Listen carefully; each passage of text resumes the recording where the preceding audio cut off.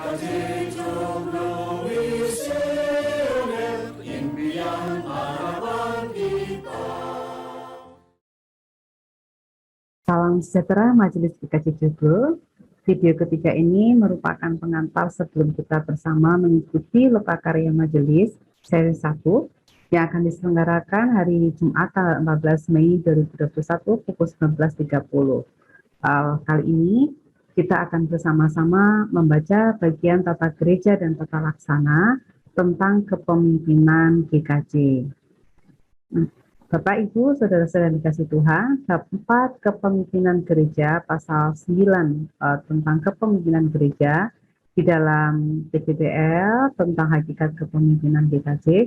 Di situ disebutkan bahwa GKJ dipimpin oleh Allah sendiri yang oleh karya penyelamatannya ke atas manusia dan dunia, menjadikan Yesus Kristus sebagai Tuhan dan Juru Selamat, sekaligus Kepala Gereja. Dia juga yang telah memanggil orang-orang percaya sebagai rekan sekerja Allah dalam melanjutkan karya penyelamatannya untuk menjadi pelayan baginya dan bagi gerejanya dengan menganugerahkan jabatan-jabatan gerejawi yang dipercayakan kepada orang-orang tertentu yang dikehendakinya. Atas dasar pemahaman tersebut, maka hakikat kepemimpinan GKJ adalah kepemimpinan pelayan atau kepemimpinan yang melayani. Nah, hal ini didasarkan di dalam TPA GKJ 2019 nomor 105 tentang kekasan kepemimpinan gereja. Disebutkan ada dua sisi kekasan kepemimpinan gereja. Yang pertama sisi ilahi, bahwa gereja dipimpin oleh Allah melalui bekerjanya Roh Kudus dengan Alkitab sebagai alatnya, dan dari sisi manusiawi, yaitu sebagai kehidupan bersama, maka gereja dipimpin oleh manusia atas kehendak Allah. Nah, hakikat kepemimpinan tersebut dijabarkan di dalam Tata Laksana 2018 demikian, bahwa GKJ menundukkan diri kepada Allah yang di dalam Yesus Kristus menjadi pemimpin sekaligus kepala gereja.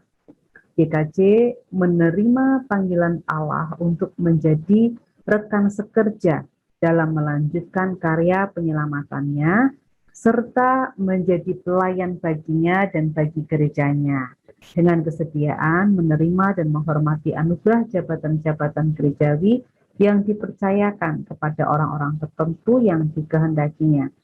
Dalam kesadaran akan panggilan Allah tersebut, maka GKJ menerapkan prinsip kepemimpinan pelayan dan memberlakukannya dalam seluruh aktivitas pelayanan.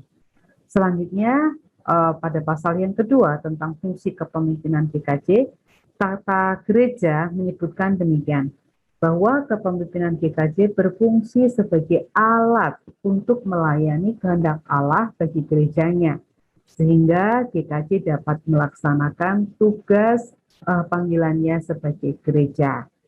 Hal tersebut diatur dengan ketentuan sebagai berikut. Yang pertama, bahwa setiap orang yang dipercaya untuk memegang jabatan gerejawi dan para pelayan gereja lainnya perlu menyadari bahwa dirinya adalah alat untuk melayani kehendak Allah bagi gerejanya. Bagian B, sebagai alat untuk melayani kehendak Allah bagi gerejanya, setiap orang yang dipercaya untuk memegang jabatan gerejawi dan para pelayan gereja lainnya pada dasarnya adalah pelayan Allah sekaligus pelayan gereja. Dan bagian yang C, sebagai pelayan Allah sekaligus pelayan gereja, maka setiap orang yang dipercaya untuk memegang jabatan gerejawi dan para pelayan gereja lainnya ini perlu berusaha dengan sungguh-sungguh untuk bersama warga gereja memahami pertumbuhan iman sehingga gereja dapat melaksanakan tugas panggilannya. Berikutnya Bapak Ibu tentang tujuan kepemimpinan GKJ. Di dalam tata gereja disebutkan bahwa kepemimpinan GKJ bertujuan untuk memberdayakan segenap warga GKJ, sehingga GKJ dapat melaksanakan tugas panggilannya sebagai gereja. Nah, tugas kepemimpinan GKJ sebagaimana dimaksudkan dalam tata gereja ini Ini dilaksanakan dengan ketentuan sebagai berikut. Nah, yang pertama, setiap orang yang dipercaya untuk memegang jabatan gerejawi dan para pelayan gereja lainnya, ini perlu memberdayakan segenap warga GKJ, sehingga GKJ dapat melaksanakan tugas panggilannya. Yang dimaksudkan setiap orang yang dipercaya memegang jabatan gerejawi adalah pendeta, penatua, dan diaken. Yang dimaksudkan dengan para pelayan gereja lainnya adalah mereka yang ikut ambil bagian di dalam keanggotaan komisi, tim, bebadan, ataupun para pelayan gereja yang lain yang termasuk juga tidak termasuk di dalam komisi, tim, ataupun bebadan. Kita semua perlu memberdayakan segenap warga, sehingga segenap warga GKJ itu dapat melaksanakan tugas panggilan gerejanya. Selanjutnya, pemberdayaan warga gereja tersebut ini dilakukan melalui berbagai macam cara dan dalam berbagai bentuk kegiatan gereja dengan melibatkan warga gereja sebagai subjek pelayanan. Bagian selanjutnya, pemberdayaan warga gereja perlu mempertimbangkan aspek keseimbangan antara laki-laki dan perempuan serta generasi tua dan muda. Nah, Bapak Ibu penatua diaken, ini perlu kita perhatikan dalam pelaksanaan tugas pelayanan kita. Lalu selanjutnya, bagian yang keempat, bentuk kepemimpinan GKJ.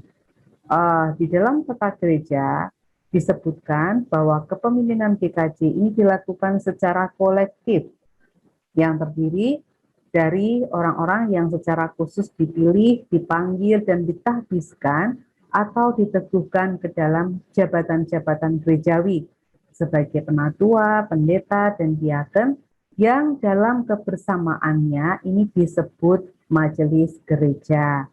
Hal ini mengacu pada pokok-pokok ajaran gereja nomor 111. Di situ disebutkan bahwa memang banyak bentuk kepemimpinan gereja, tetapi berdasarkan watak gereja sebagai kehidupan bersama religius yang di dalamnya setiap orang percaya memiliki jabatan imamat am, maka yang paling tepat bagi GKJ ialah bentuk kepemimpinan dewan yang lazim disebut dengan majelis gereja. Juga berdasarkan pada PPAC nomor 112, di mana di situ disebutkan berdasarkan imamat am orang percaya, maka lahirlah dua azas di dalam kepemimpinan gereja. Yang pertama, azas kesederajatan, yaitu setiap orang percaya mempunyai kedudukan yang sama di hadapan Allah, sehingga baik pendeta, penatua, ataupun diaken, warga jemaat ini memiliki kedudukan yang sama di hadapan Allah, tidak ada hierarki di dalamnya. Oleh karena itu, dalam kepemimpinan di GKJ, seseorang tidak ditempatkan di atas orang-orang percaya yang lain. Nah, lalu yang kedua, asas pemerataan, yaitu setiap orang percaya berhak menjadi anggota majelis gereja. Itulah sebabnya jabatan kepajelisan itu memiliki periode waktu tertentu. Besok hari Jumat kita akan membahasnya dengan lebih detail.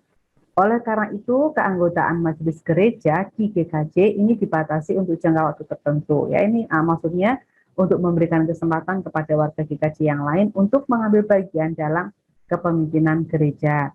Nah, apa yang disebutkan di dalam tata gereja ini itu dilaksanakan dengan ketentuan yang diatur di dalam tata laksana. Demikian. Yang pertama, setiap GKJ memiliki majelis gereja. Ini pastinya sudah tentu. Lalu bagian B, pemilihan, pemanggilan, dan penahbisan atau peneguhan orang-orang tertentu dari antara warga gereja ke dalam jabatan-jabatan gerejawi sebagai penatua, pendeta, dan diaken. Ini dilaksanakan melalui proses dan tata cara yang ditetapkan dalam pasal 10 tata laksana ini. Nanti akan kita bahas bersama-sama pada hari Jumat. Lalu, penatua, pendeta, dan diaken ini adalah penanggung jawab segala kegiatan gereja, baik di bidang pemberitaan penyelamatan Allah, pemeliharaan iman warga gereja, maupun organisasi gereja. Nah, Bapak Ibu, majelis, penatua dan diaken, Di sini disebutkan bahwa kita semua adalah penanggung jawab segala kegiatan gereja, baik di bidang pemberitaan penyelamatan Allah, pemeliharaan iman warga, serta organisasi gereja. Bagian yang D, dalam melaksanakan tugas organisasi gereja, majelis gereja dapat menyusun struktur kemajelisan yang sekurang-kurangnya terdiri atas ketua, sekretaris, bendahara, dan anggota. Dalam hal ini, masing-masing GKJ dimungkinkan untuk memiliki struktur kemajelisan yang berbeda-beda. Hal tersebut dikarenakan struktur kemajelisan tersebut disusun berdasarkan kebutuhan kontekstual masing-masing gereja. Selanjutnya, dalam pelaksanaan tugasnya, majelis gereja dapat membentuk badan-badan pelayanan tertentu berupa komisi, kelompok kerja, tim, panitia, dan badan-badan pelayanan lainnya, tentu saja sesuai dengan kebutuhan. Lalu bagian yang terakhir, dalam pelaksanaan tugasnya, badan-badan pelayanan tersebut bertanggung jawab kepada majelis gereja. Nah, demikianlah Bapak Ibu Saudara pembahasan kita bab 4 dari Tata Gereja dan Tata Laksana tahun 2018 pasal 9 tentang kepemimpinan GKJ. Kita akan berjumpa pada hari Jumat tanggal 14 Mei mendatang. Tuhan memberkati.